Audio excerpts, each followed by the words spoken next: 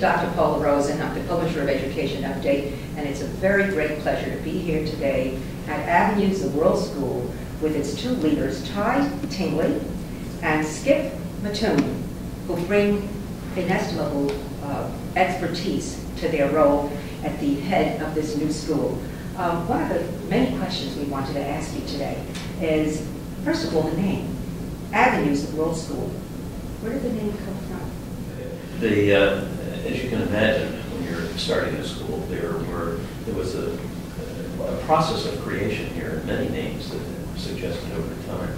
But I think people like avenues because avenues are pathways, and most major cities, and this is a school that will be set in major cities around the globe, have avenues in them that are the ways that people move from one place to another. And that's, in fact, what a school is. It's a way of starting people on their educational journey. So it seemed like it had the appropriate connotation.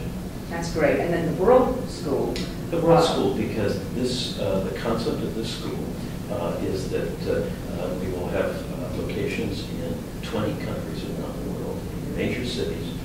But we are, in fact, one school. We're going to run this as one school, one faculty, one student body, one institution connected by the marvelous connectivity that modern telecommunications provides us today. Well, it sounds terrific. Can I enroll today? Absolutely. Well, talking about enrollment, what are some of the criteria that you're looking for in the students that you admit? Well, we've just completed an early admissions cycle, which ran and closed June 15th, and we notified parents on July 15th. And that was unusual, but we're still a year ahead of when we're going to start, and so it made sense to not sit around, but to get on the admissions cycle. So for that, we were ahead of the ERB testing cycle, so we didn't ask for that for the younger children. But we asked for any documentation that students had from their prior schools. And for the younger children, we interviewed them in the rooms adjacent to this one with a team of expert people who are good at assessing. And then our admissions team got together and made the choices. For students who had been in graded schools prior to that, they presented their grades in prior testing, and so that was the basis of their selection. So you're looking for a certain GPA, for example? Not in so many words. We're looking for an overall insight into the student's capability, past work, and potential at this school. But we were pretty ambitious. Did the enrollment numbers surprise you, or were you ahead of what you expected? Well, we had 51 parent information events during the winter and spring. All of them were sold out. They were literally standing room only. I think we ultimately had somewhere over 3,500 parents who came to these various sessions, and the numbers of applications at least well exceeded my anticipation of what we were going to see, because we're at this point, the school is in construction. There's not a lot for people to look at. There's tremendous interest in the community. We're very gratified by that. What's your maximum number for enrollment In the entire school, which will be eventually K through 12. But you're not going to have 10, 11, 12 right, later. So when we're fully filled and we're through K through 12, it'll be about 1,650. And since we're only opening in 2012 through 9, it'll be less than that by probably about 1,200. So how many have you accepted so far, or those numbers kind of after publication? Well, we're still waiting for the returns on the early admission process, but hundreds of students. So wonderful, terrific response. How will you promote diversity in the student body, including ethnic and financial? And I might also include in that my own field, children with special needs. Our admissions outreach program, we're trying to follow the best practices of other independent schools in being comprehensive, making connections with organizations in town that will help us identify children and bring them to our admissions office. We have a financial aid budget that will allow us to bring some socioeconomic diversity to the student body. We haven't as yet developed a specific recruitment plan for kids with special needs, but we're anticipating that we will have those students enrolled, and we're building a very comprehensive child support team to help us accommodate those students when they enroll. Terrific.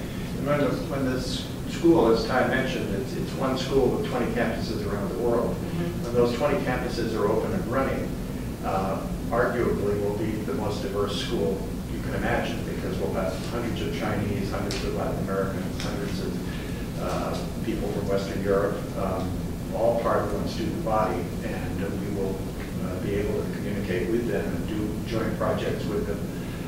Ty and I like the idea of having one common newspaper for the entire school, so we'll have contributions from campuses around the world, and our own students from this campus will be going to spend time on other campuses, and children from that school, those other exchange schools. program.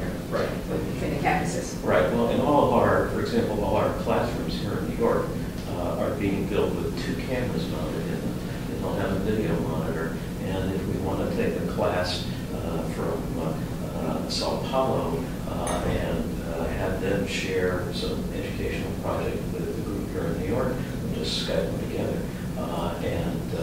So that in real time, on a day-to-day basis, we'll be able to bring these kids together for a shared experience globally. Sounds absolutely phenomenal. We recently interviewed the new principal of the Chinese English school in Chinatown. That's a public school. And then we also interviewed the head of the La Scuola Italia on 96th Street, and that's a private school. And both of these schools are bilingual. I just wondered what you planned when a school is in another country. Let's say it's in Buenos Aires, let's say Sao Paulo. Do you plan to have Spanish and English? If the school is in China, do you plan to have Chinese and English? What do you plan for the schools that are around the globe? The languages that we'll be teaching here in New York, and I'll start your question there, will be English, which is, I guess it's fair to say, the principal language of instruction system-wide. But we'll be doing Chinese and Spanish, and we'll start that in pre-kindergarten on a 50% immersion basis. And the students will have 50% of their coursework in Spanish or Chinese on through the 4th grade, at which point the amount of time in that target language will diminish, but they'll still have intensive language every day through their entire career here at the school. As we move to other countries, depending on what the language is in that country, we may have to adjust the languages that we offer. For example, in Beijing, we may have a small Chinese program for those kids who are trying to maintain their Chinese studies coming from the U.S., but the Chinese are not going to send their children to a Beijing school to learn Chinese, and they'll be sending them to that school primarily to learn English, probably. So we'll adjust that program around the globe depending on the sites of the school. But English will be a common language in all of our campuses. What do applicants say is their main reason for wanting to come to the school? Well, applicants and their parents, I think, are taken by the idea of a world school. They're very interested in the immersion program, which Ty just referenced, the concept of having their children be relatively proficient in a foreign language if they come in nursery school. By the time they're in 4th grade, children are very responsive and able to pick those languages up under an immersion program. So that's part of it. The notion that families and children can move around the world into our different campuses is very appealing. And many of our families are international families. A very high percentage have one or another member is either a foreign national or has moved to the United States or has worked abroad. And many of them are working for international companies. And so our policy for those families is that if they were transferred, let's say, from New York to Shanghai, they wouldn't really need to be admitted to this Shanghai campus. They would just move automatically into it, which is a great relief to a lot of parents. So that's an appealing concept. And then just the overall international scope of the school is appealing to parents. And it's global education has become a mantra in many schools, and we're really doing it in a very complete, thorough way. You both have spent time and studied and taught in some of the most prestigious schools in this nation, Deerfield, Hotchkiss, Phillips Exeter, and your own education. What do you think are the essential elements that you have found in your own education that you want to bring to this school? Well, that's a good question for the two of us to ask, but I think that one of the things that distinguishes really good schools is the expectations that they have for students, for faculty, for all the members of the community, the part of the culture that says we do things in a rigorous, thoughtful, respectful, inclusive manner. And I hope that we can, in fact, build that culture at Avenues, not just in New York, but in all of the campuses.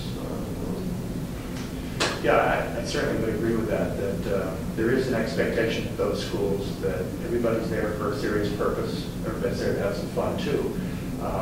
But the expectations that the culture emits and sends and embraces is very high.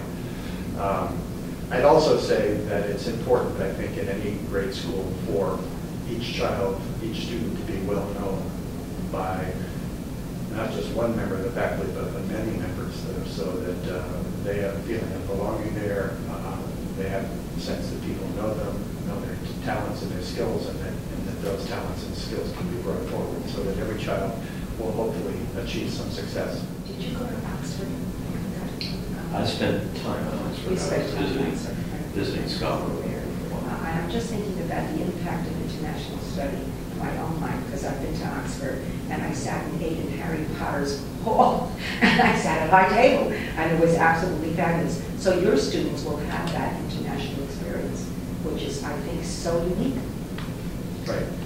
Well, absolutely. And one of the things that I think Skip and I both observed this phenomenon. We had lots of programs at Exeter and Hotchkiss as well to try to encourage kids to do terms abroad. Because I'm on board a school year abroad for a number of years and so forth. And actually, the number of kids who are able to access those programs is not a robust figure. And part of the reason for that is that there are so many requirements that American high school students are trying to satisfy for colleges. They want to take advanced placement chemistry or advanced placement this or a particular sequence of courses. And in fact, when they go overseas, they can't get those courses. Well, one of the things that the Avenues program will do is remove those barriers, because we don't offer that coursework in our international campuses. And so the hope is that more students will use this as an avenue to journey around the world and experience various cultures and really get their feet on the global stage. It sounds like that's a great strength of your program.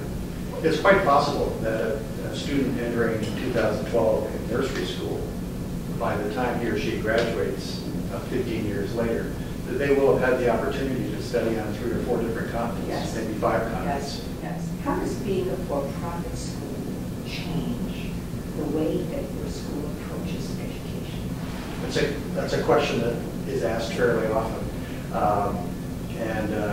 I think Ty and I would both say that from our experience this year, we don't see any difference at all. In fact, the standards that we're aspiring to are very high. None of the things that we are aspiring to do have ever come sort of laden with some sense that it has to be produce a profit at all. We're interested in quality. We're interested in making the best school that we can. So I haven't seen any evidence of that so far. I also, and Ty and I have used this as an example before, the schools that we've been at previously are independent schools, not-for-profit schools, but each of them carries a certain amount of debt, which is paid off on an annual basis. So in that sense, there is a sort of an economic reality to that, which is not dissimilar to a for-profit school. And for-profit schools in this country are somewhat unusual and rare, but they're quite standard in Europe and elsewhere.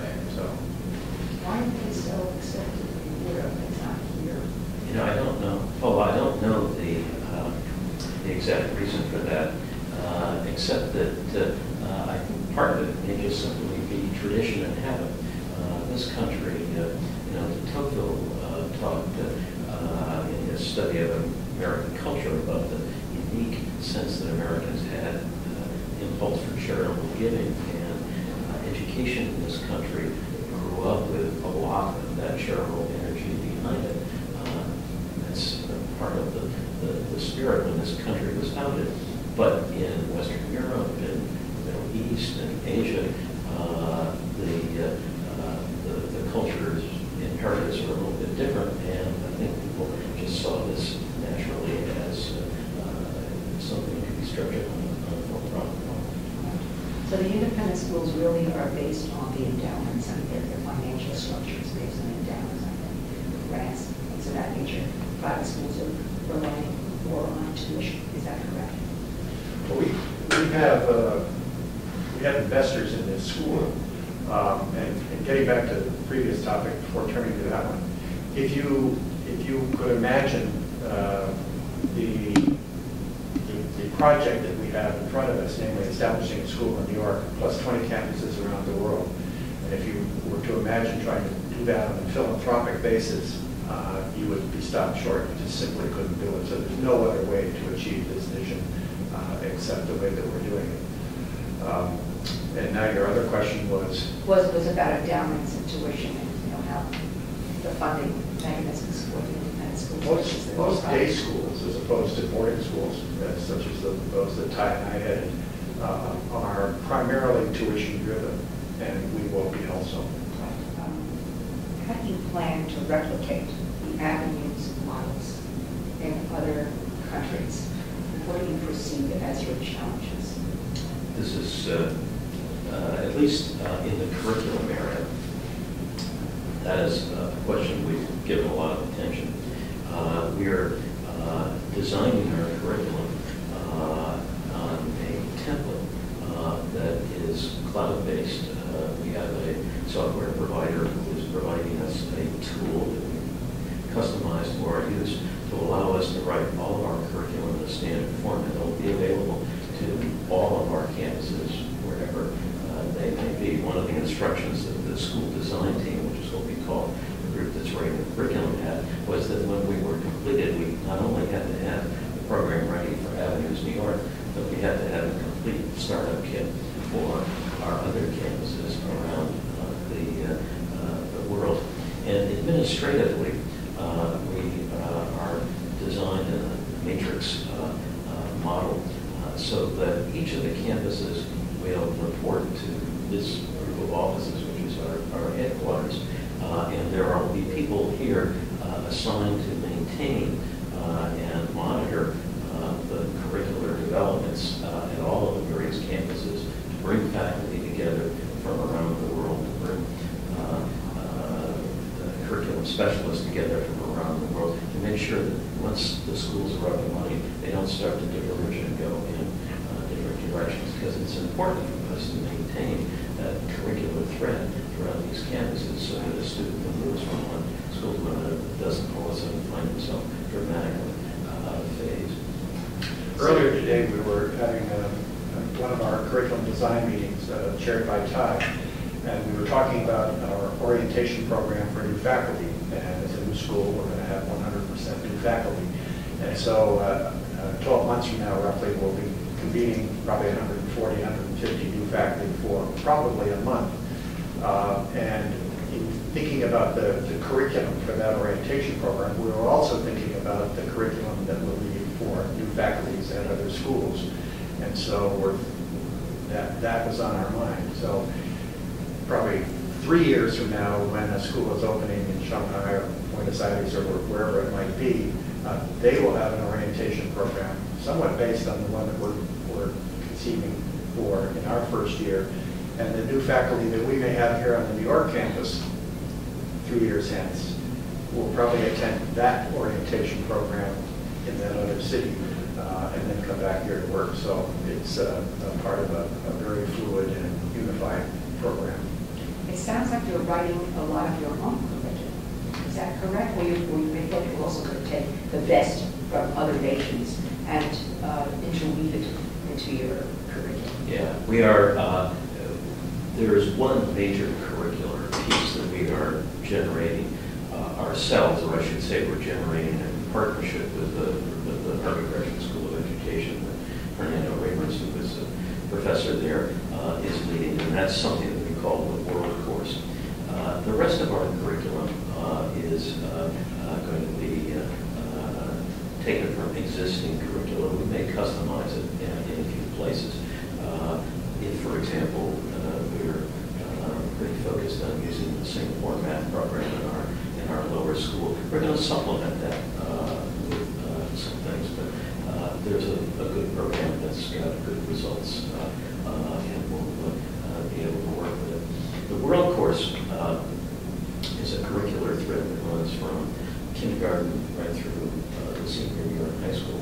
And it essentially is designed to expose the kids to issues, political, geographic, cultural, artistic, from around the world, and try to develop the global competencies that the Chief State School Officers in the Asia Society have recently published as the new standards for global education. And that is a unique course that we're generating for folks at Harvard. What's the name of the professor at Harvard? Professor Fernando Ramos. Do you think that after developing this extraordinary curriculum, this global curriculum, that you would then think about maybe selling it to other independent or private or private schools? Or sharing it in some way? I think the understanding is that we'll share it. I think it's not likely that we'll sell it. And the details of that are still to be worked out.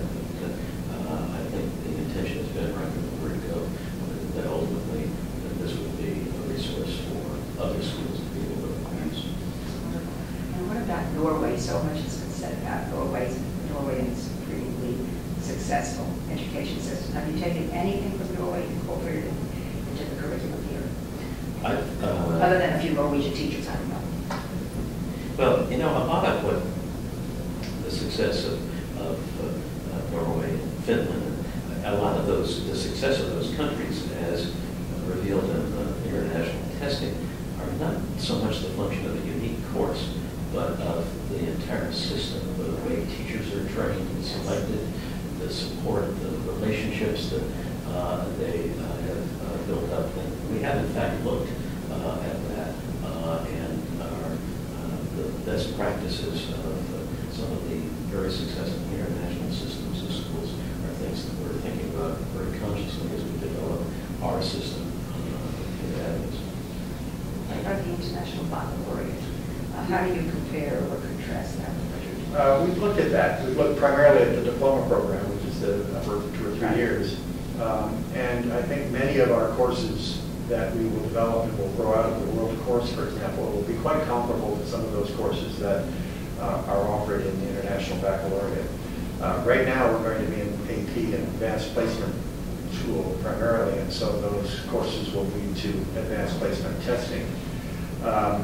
But we're certainly aware of the IB program and the Theory of Knowledge course, which is significant, but we think that our offerings will be as rich and will, again, have an avenue stamp on them, which will have value. I'm a trustee of a IB school, United World College in New Mexico, and so you implied, I thought in that question, how we perceive ourselves versus the IB.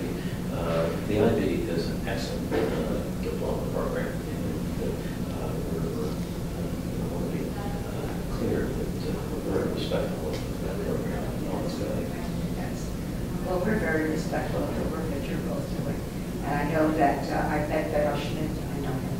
And I've interviewed and met Chris Whittle. And there I know with the help of this, you are instrumental in putting all of this together and helping to improve the lives of children in the city. And we're very honored that you guys interviewed today. Thank you so much. Thank you.